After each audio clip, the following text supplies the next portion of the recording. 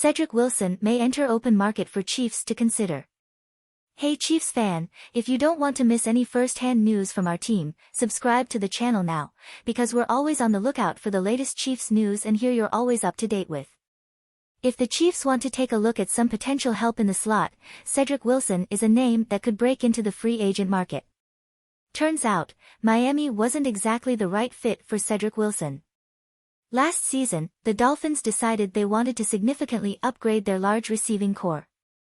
The Kansas City Chiefs helped in a big way by trading them to Tyreek Hill in exchange for 5 draft picks.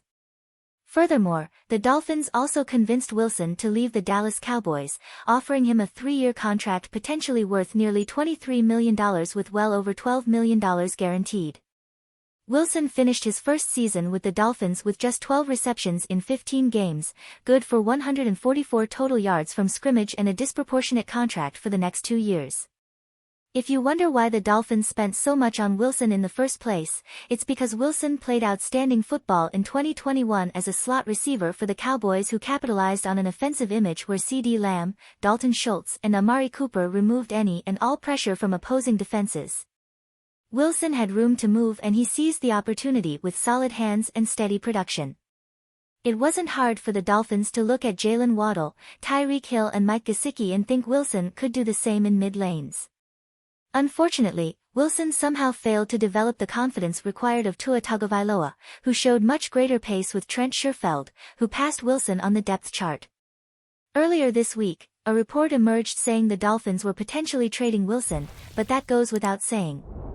This year, the Dolphins went out and signed slot receiver Braxton Berrios in a clear sign that they were bringing competition to Wilson. The presence of Eric Ezukanma, last year's 4th-round pick, is another player looming over Wilson on the depth chart, and the team also has reason to like the long-term potential of Braylon Sanders. In other words, the Dolphins have a packed WR room even before the draft rolls around and Wilson was already the outsider. The dead space would be hard to swallow at this point, but the Finns would obviously love for someone to take Wilson off their hands.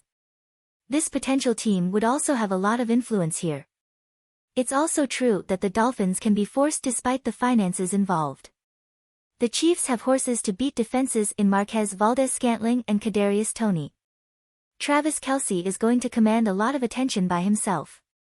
Sky Moore is also around to help out on the same type of routes as Wilson, but the ranks are low overall and Wilson could be a good physical addition to help round out the large receiving core.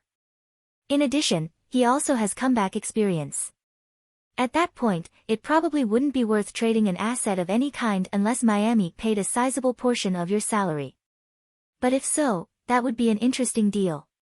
Even more so, it might be worth waiting for some veterans like Wilson to hit free agency after the draft to see what the selection looks like at that point.